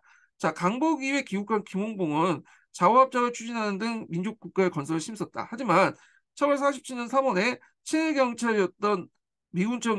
경찰 출신의 미 군정청이었던 경찰 노독수에게 체포되어 뺨을 맞는 모욕을 당했다. 충격을 빠진 김은봉은 내가 일본 놈한테 이런 수모를 받은 적이 없는데 해방된 조국의 친일파 경찰 손에 수갑을 찼다면서 사흘 반나절 울었다고 한다.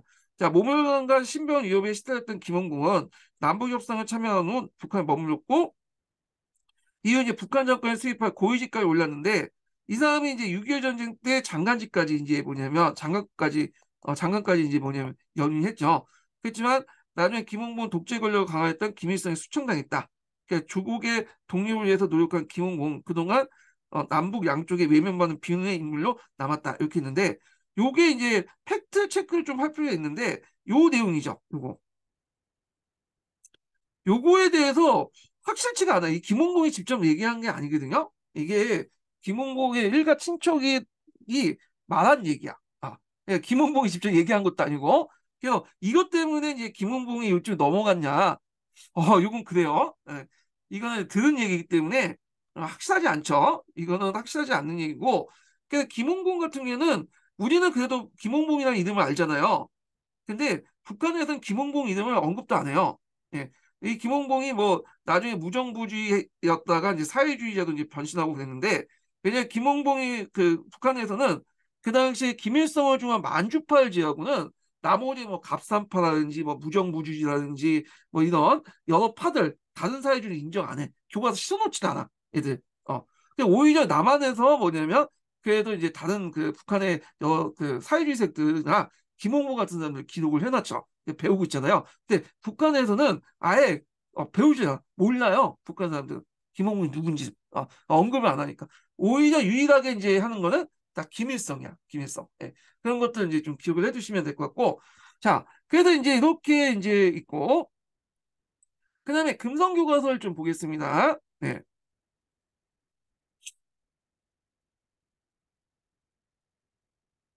잠깐만 이게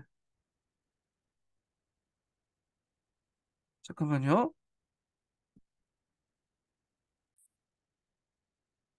네, 금성 교과서 같은 게 보니까 이제 북한사가 별로 없는 것 같아요. 그 뒷부분에 묻어서 있고 나중에 좀 읽어보고 해남 쪽으로 넘어가고 있습니다. 예. 자, 해남에 보면 이제 그 관련된 내용을 이제 좀 보겠습니다. 예. 자, 김일성 1인 독재 체제 관련 내용을 볼게요. 자, 6.25 전쟁 중에 김일성은 연안파와 연안파의 무정과 소련의 허가위 같은 건 이제 수청했고, 그리고 또한 6.25 전쟁의 책임을 물어서 박헌영과 옛 난노당 세력들을 미국에 간첩으로 수청했는데, 앞에서 읽은 것처럼 연안파하고 소련파 중에 일부를 이제 처형시키고, 나중에 이제 대거 이제 축청한 거는 8월 종파 사건을 계기해서 뭐냐면 처형시켰죠. 1956년에 사회주의 건설 노선을 둘러싸고 권력 투쟁을 이제 벌어졌는데, 이때 연합파는 중공업 우성 정책을 비판하면서 주민들의 생활 양상을 향상을 위해서 경공업 건설을 주장했다. 동시에 김일성의 권력 독점을 비판하면서 정책 결정의 민주성을 강조하였다. 하지만 이들 계기로 김일성은 자신에 대한 비판 세력을 대대적으로 수청했는데, 앞에서 이런 8월 종파 사건이죠. 이 사건 이후에 김일성과 함께 항해 무장 투쟁했던 세력들이 권력을 장악하게 됐고요. 자, 8월 종파 사건을 계기로 해가지고 그다음 갑산파하고 만주파들이 이제 정권을 잡는데, 이 갑산파들도 나중에 제거돼요. 예. 그래서 하여튼 이렇게 했고, 그래서 이제 이 갑산파들이 이제 뭐냐면 이따가 나중에 뭐냐면 여기 보면 1960년대 말에 정영의 목민시설 연구하는 등 반동적 봉건사를 터뜨렸다는 이유로 김일성이 제거됐다. 이렇게 보시면 될 것 같아요. 자, 그래서 김일성 1인 지배체제가 강화됐다. 이렇게 보는데, 이게 좀 약간 틀리게 설명한 게 뭐냐면, 김일성과 함께 항해 무장 투쟁을 했던 세력은 갑산파부가 아니라 요거는 만주파들이에요. 그리고 갑산파들은 북한 지역에 활동했던 세력들인데, 이들이 이제 김일성이 예전에 이제 조국 강복해 있을 때, 그, 뭐냐, 보천보 사건 같은 것들 익히고 계속 이제 그 북한 지역을 공격해 왔잖아요. 그때 협력했던 사람들이 갑산파야. 예. 그래서 좀 다른 세력들이에요. 그렇지만 같이 이제 짝짝꿍에서 붙어 있었던 세력이었다. 이렇게 보시는데, 이 갑산파조차도 1960년대 대규모 수청당했다. 이렇게 보시면 되고요. 자, 이 시기 때 김일성 주체를 내세웠는데, 자, 이 주체라는 것은 이제 1955년에 이제 처음 언급됐다가 나중에 이제 점점 주체 사상 이름으로 이제 뭐냐면 독자적인 사상 체계를 마련하게 되죠. 그래서 1970년대 들어와서 주체 사상에 대한 내용이 체계화됐고, 72년에 제정된 사회주의 정권의 헌법에 주체 사상이 공식으로 이제 통치 이름으로 규정되게 돼요. 자, 그래서 이제 주체를 내세웠는데, 이는 당시 사회주의 우방이었던 중국과 소련의 대립 속에서 독자 노선을 추구한 것이다. 이렇게 보시면 되고, 자, 북한 정권 주민은 어떻게 동원했는가? 똑같은 방식이 우리나라고 반미와 예국주의를 결합한 대중운동을 실시했고, 전쟁이 끝났음에도 북한 주민은 미국의 공습과 파괴를 잊지 못했다.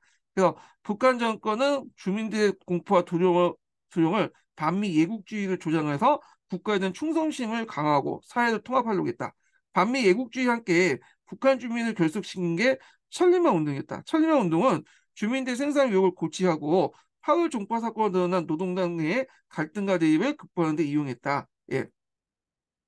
그리고 북한 주민들은 하나의 전체를 위해서, 전체는 하나를 위해서는 천리마 구원에 공동으로 일하며 사상 교육을 받았다. 또한 북한 정권은 학교 교육을 통해서 김일성에 대한 충성심을 육성하고 하여 주민동원을 이용했다. 자, 여기 보시면 주체와 자주를 내세운 북한 정권 이렇게 있는데 이 관련된 내용 한번 읽어보세요. 예, 여기 좀 눈여겨볼 게 뭐냐면 그 북한에서는 이 보천부 전투를 상당히 높게 보죠. 이 김일성이 이제 활동했던 전투기 때문인데 이렇게 있고 자, 그 다음에 이제 넘어가서 비상교과서 좀 보겠습니다. 예. 자, 여기 보면 이 비상교과서 관련된 내용을 이제 좀 볼게요. 북한사 관련된 내용을. 예. 자, 북한 사회주의 독재 체제의 확립과 전후 복구 볼게요. 자, 1948년 정부 수립 초기에 북한에선 김일성의 갑산파. 요것도 잘못된 거예요. 갑산파가 아니라 만주파요. 예. 이거 저도 만주파하고 갑산파가 동일하게 세력인 줄 알았더니 아니더라고요. 찾아보니까 만주파는 따로 있고 갑산파는 만주파 활동 같이 했던 이제 북한 지역에 있는 세력들을 얘기하는 거야. 예, 이들이 좀 있고 그러니까 김두봉의 연안파, 허가의 손을파, 그다음에 박헌영의 남조선 노동당파가 연대하는 모습을 보였다. 그러나 6.25 전쟁 기간 동안 김일성과 박헌영 등 남조선 노동당, 남노당 계열들 국내파는 물론 중국 및 소련과 가까웠던 연합파, 소련파의 주요 인물을 제거하죠. 그때 이제 앞에서 허가이라든지 그런 무정이라든지 이런 사람들을 제거를 해요. 예. 그래서 자기 권력 기반을 강화했고 그 다음에 이제 1956년 연합파가 김일성의 권력 독점과 사회주의 전설 정치를 비판하면서 권력을 장악하자 김일성은 이를 기회로 삼아 반대파를 대대적으로 수청 작업을 진행한 것이 8월 종파 사건이다. 이렇게 보시면 될 것 같아요. 그 다음에 이제 밑에는 경제와 관련된 내용이죠. 북한의 전후복구는 북한 주민의 적극적인 참여와 소련을 비롯한 사회주의 국가들의 원주에 심입어 추진되었다.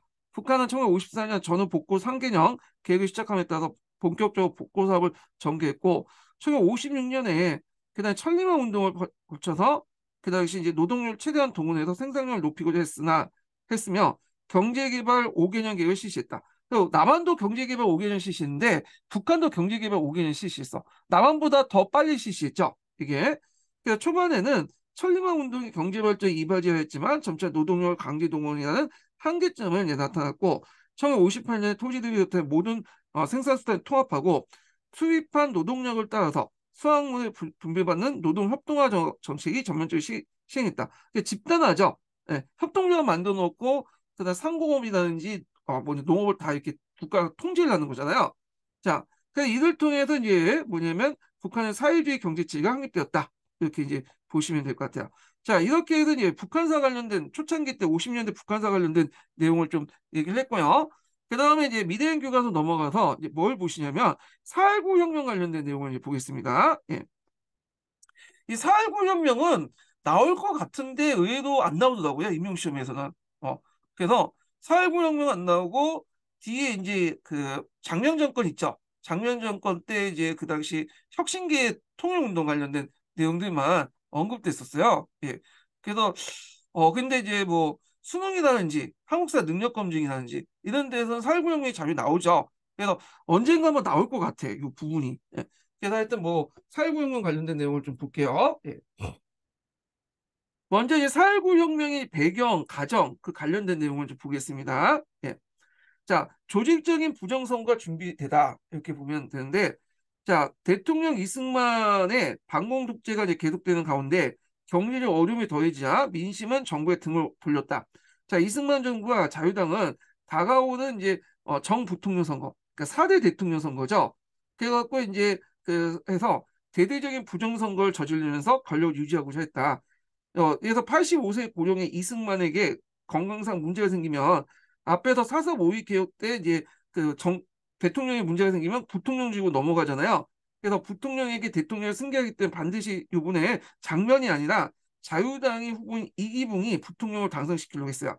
그래야 이제 공무원이나 마을이장, 경찰 등 그 강권을 통해서 온갖 부정을 저지르는데 그래서 이제 그 야당 후보들의 선거 유세를 방해하고요. 3인조, 5인조 공개 투표를 하거나 선거 당일날 투표를 통째로 바꾸기도 하고요. 그 다음에 이제 선거하는 곳에 가서 정치 카페를 동원해서 정치 카페를 동원해서 군인을 잡는 거죠. 네, 군인을 잡아서 만약에 야당 찍으면 죽일 것 같은 기세를 이제 연출하는 거잖아요. 분위기를. 자, 이런 식으로 해갖고 이제 뭐냐면 사전 그 뭐냐면 부정선거를 했다. 이렇게 이제 보시면 될 것 같아요. 자, 그래도 안 되니까 아예 이제 뭐냐면 투표까지 딱 정해서 그냥 이승만 정부가 이제 그 와갖고 부통령 선거 득표율이 85%딱 여기 목적을 해갖고 미달 못하면 아예 이제 그 선거통을 따로 만들어가지고 거기에다 이제 임의적으로 이제 찍어내가지고 이렇게 계산을 하죠. 그래서 누가 와서 임의적으로 이제 부정 선거표를 이렇게 집어넣고 이렇게 득표를 해서 계산을 하는 방식으로 이렇게 이제 했단 말이에요. 자, 근데 이제 이게 멍청한 짓을 했는데 뭐냐면 분명히 야당 쪽이 강하세요. 주로 도시 지역 같은 대구 지역 같은 게 야당 쪽이 강하잖아요. 근데 그런 지역에 뭐냐면 그 이기붕이 표가 대량으로 나온 거야. 거의 80%, 90%. 그리고 장면이 막 떨어지고 10%, 20%. 그러니까 이제 완전히 난리 난 거죠. 좀 약간 부정선거를 원인을 좀 굴려갖고 해야 되는데 분명히 사람들이 여기는 분명히 야당표 많을 거 생각하는 지역에 8, 90% 이기분 풍부가 나왔으니 이거 이제 뭐냐면 그 뭐냐면 득표를 그 득표 과정에서 이제 부정선거가 있었다는 걸 그 반증하고 있잖아요. 자, 이런 부정선거를 항의하는 시위가 전국 각지에 일어나니까 마산에서 시위대에 마산 경찰 발표에서 수십 명의 사망자가 이제 발생했고요. 자, 부정선거에 항의하는 시위가 확산된 가운데 선거관리 책임자인 내무장관이 사임하면서 상황이 잠시 진전됐지만 그러나 경찰이 쏜 그 체류탄에 사망한 김준호 학생 시신이 마산 앞바다에서 발견되죠. 그래서 이때 이제 시위하는 과정에서 체류탄 맞고 이제 죽은 그 중학생이에요, 지금. 그 중학생 시체를 바다에 던졌는데 이 바다에 던졌는데 나중에 이게 떠오르죠. 그래갖고 사진 기자가 갖고 이걸 찍었어요. 그게 널리 이제 뭐냐면 신문을 통해 알려지게 된 거야. 그래서 폭동이 일어났다. 뭐 이렇게 그 시가 일어났다는 걸 이렇게 테스트 위주로 한 거니까 사람들이 아 그렇게 넘어갔는데 어린 학생이 눈에 이게 뭐 체류탄에 맞아가지고 죽은 모습이 시체가 떠오른 그 사진을 보니까 이제 완전히 킹받은 거죠. 이제 사람들이 이거는 눈으로 딱 보이는 거잖아. 자, 그래서 이승만 정부가 이제 그 당시 정신도 못 차리고 그때 뭐 빨리 사과하고 어떻게 사퇴를 뭐냐면 수습했는데 공산당이 배후에 있다. 이렇게 하는 거야. 그러니까 이제 뭐냐면 시위가 전국적으로 더 빠르게 이제 확산이 됐던 거죠. 예. 그래서 이제 이렇게 이제 있고요. 시위가 확산되는 가운데 4.19에 4월 19일 서울에선 대학생, 중고생, 그 시민들이 수만 명이 이승만 독재와 부정선거를 규탄하면서 대통령이 경무대를 했는데 이 경무대가 이제 나중에 청와대로 이름을 바뀌어. 원래 이 경무대가 조선 총독부 시대 때 총독부 간주였어요. 그러다 경무대로 바뀌다가 지금까지 청와대로 이제 바뀌었는데 지금 대통령은 저기 용산에 있죠. 용산이 예전에 그 뭐 했던 곳이다. 일제강점기 때 조선 총독부 있었던 자리 아니에요? 예. 여기까지만 할게요, 그냥. 예. 자, 이때 경찰이 이제 시위대 향해서 무차별 총격이 가하여 많은 사상자가 발생했고, 하지만 시위는 전국적으로 계속해서 이어졌다. 자, 정부는 계엄령을 선포하고 군대까지 동원했지만, 이 군대가 있는데 이때 군대는 상당히 정치적인 성격이 좀 없었어. 그래서 그때 계엄 사령관이 이제 이름을 까먹었는데, 그냥 시위가 이제 확산되는 건 그 폭동으로 확산된 걸 막으려고 했을 뿐이지, 그 정부의 명령대로 총을 쏘진 않았죠. 그리고 나서 어느 정도 시기가 진전된 다음에 청소 쫙 하고 이제 물러났잖아요. 예. 근데 이에 반해서 경찰은 이제 뭐냐면 총을 쏴서 이제 문제가 됐던 거죠. 예. 그래서 이제 그때 이제 뭐 초등학생과 할머니, 할아버지까지 시위에 가서 있고 대학 교수들도 학생들 피해 보답하라 라고 외치면서 이승만 퇴진을 요구했는데 그 전에 이제 고려대 학생들이 시위를 하다가 정치 깜판한테 두들겨 맞았잖아요. 뭐 이런 거 연결시켜서 대학 교수들이 나섰던 거예요. 자, 그래서 심지어 개헌까지 시군에 동조하는 태도를 보였다. 결국 국민적 요구에 불복한 이승만은 국민이 원한다면 물러나겠다고 성명을 발표한 후 대통령직에 물러난 후에 미국 망명 가서 거기서 죽게 되죠. 예. 자, 4.19의 역사적 의의를 볼게요. 자, 4.19 혁명은 학생들이 앞장서고 회사원, 노동자, 도시하층민들이 시민들이 폭넓게 참여하여 이승만 독재 정권을 무너뜨린 민주혁명이었다. 그래서 이 내용이 그 헌법 전문에도 실려 있죠. 예. 학생과 시민은 국민의 생명과 자유를 위협한 독재 권력에 맞서 투쟁했다. 자, 독재를 타도하고 민주주의 이루어냈다는 자부심은 이후 계속된 반독재 민주화 운동과 평화통일 운동의 주축이 되었다. 이건 뭐 주관적 의견 같고 시험 문제는 안 나올 것 같아요. 이거는. 예. 자, 그래서 이제 이렇게 있고요. 그 다음에 이제 금성교과서 관련된 내용을 좀 보겠습니다. 예. 자, 4.19혁명 전개에 있는데 요 배경이 나오죠. 그때 이제 4대 대통령 선거 때 있는데 자유당에서 이승만이 나오고 부통령이 이기붕이 나와요. 그다음 야당 후보가 있는데 야당 후보가 이제 그 당시 누구였냐면 조병옥이라는 사람이 있어요. 조병옥. 네. 이 사람이 이제 그 당시 인기가 많았는데 이 사람이 지병차 거기 어디야? 그 미국에 갔다가 거기에서 죽게 돼. 그 이승만은 상당히 운이 좋죠. 그 앞에 신익현도 죽고 조병욱도 죽고 그래갖고 자동으로 이제 뭐냐면 이승만의 당선이 뭐냐면 딱 보장된 상태였어요. 근데 문제는 이승만이 80세가 넘었단 말이에요. 그러니까 어, 대통령직은 이제 승계하다 죽을 수 있잖아요. 그러니까 부통령직에 이제 더 관심이 있었는데 당연히 부통령은 이제 장년이 아니라 이기붕을 어떻게든 내세우려고 했던 거예요. 그래서 이 과정에서 이제 공권력을 동원해서 대대적인 이 부정선거인데 이걸 3.15 부정선거라고 하죠. 그래서 이제 요 과정이 사흘 사전 투표 미리 이제 사흘 정도 40% 할당량을 쳐놓고 투표함에 집어넣고 그 다음에 3인조 9인조 공개 투표 해갖고 만장부대 정치 깡패 동원해갖고 이제 분위기 시원하게 만들고 그 다음에 야당표에 있는 표를 이제 여당표도 이제 해갖고 투표를 바꿔치고 이런 과정에서 이제 부정 선거가 이루어졌다. 자, 그래서 이제 이 과정에서 이제 시위가 일어났고 그때 마산 앞바다에서 김주열이 체류탄에 맞아서 숨진 채 발견되었다. 4월 19일 부정선거와 정권의 부도덕성을 이제 규탄한 시위가 절정이 이뤘고 경찰이 대통령 관저였던 경무대에 향하는 시위대에 총을 쏘아서 많은 사상자가 발생했죠. 그리고 이승만 정부는 주요 도시 비상계엄을 선포하고 군대를 투입했지만 군대는 중립을 지키고 개입을 안 하려고 했어. 그리고 미국 정부도 이승만이 이제 쭉 지켜봤거든요. 미국 정부가 이승만 별로 안 좋아해요. 그래서 6.25 전쟁 때도 이제 그때 뭐야 거제에 있는 포수용수 방공포를 미국의 승인 없이도 그냥 풀어줬잖아. 그 때문에 이승만 갈등도 빚고 이승만이 맨날 북진통을 내세우니까 그런 것도 이제 갈등이 있었는데 거기에다 국민들의 지지까지 이제 상실하니까 잘못하면 이게 이제 그 정권이 넘어갈 수 있거든. 사회주의자들이 득세해가지고. 그러니까 이제 이승만한테 나가라고 하니까 어쩔 수 없이 이제 이승만도 물러나게 된 거죠. 그래서 이제 하야 선언을 하고 하야 망명 갔다. 이렇게 이제 보시면 될 것 같고요. 자, 그래서 이제 요 내용도 이제 보시면 되고 거기에 보면 미국 정부의 발표 내용이 있어요. 미국 정부가 상당히 4.19 혁명 때나 그다음 6월 항쟁 때나 큰 역할을 해. 결정적인 순간이었죠. 그래서 이제 물러나라고 하니까 이승만이나 전두환한테 물러나니까 아 이게 파워가 강한지 이승만과 전두환도 결국에는 물러났잖아요. 예. 자, 뭐 그렇게 있고 자, 그 다음에 이제 넘어가서 해남 교과서 좀 보겠습니다. 자, 여기도 이제 4.19 이제 뭐냐면 배경이 나오는데 이때 이제 앞에서 말한 조병옥이 이제 뭐냐면 사망하죠. 그러니까 이승만이 이제 대통령 당선이 확실해지고 그래서 이제 이때 이기붕을 억지로 이제 대통령 당선시키는 과정에서 부정선거가 이제 준비되었다. 자, 여기에서 이제 좀 눈여겨볼 게 2.18 민주운동이 나오거든요.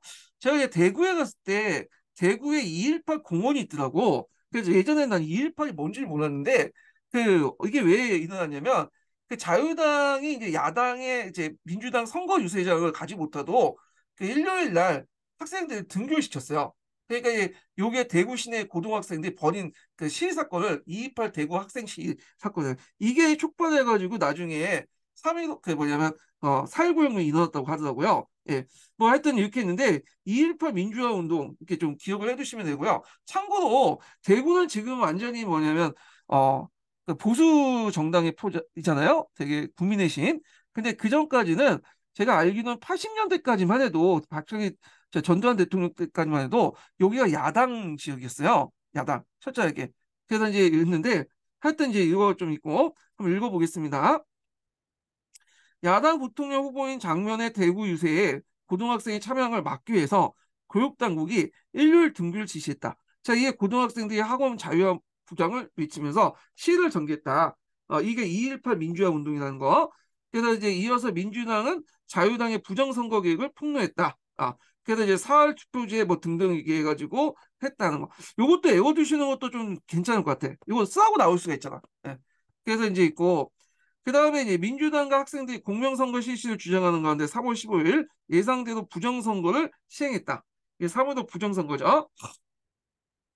마산을 비롯해서 각 지역에 부정선거 구탄 시위가 일어났고 경찰들은 강경하게 진압했다. 4월 12일 경찰 진압 과정에 체류탄을 맞고 사망한 김주열의 시신이 그 당시 마산 앞바다에서 발견됐고 이들 계기 시위가 격화됐다.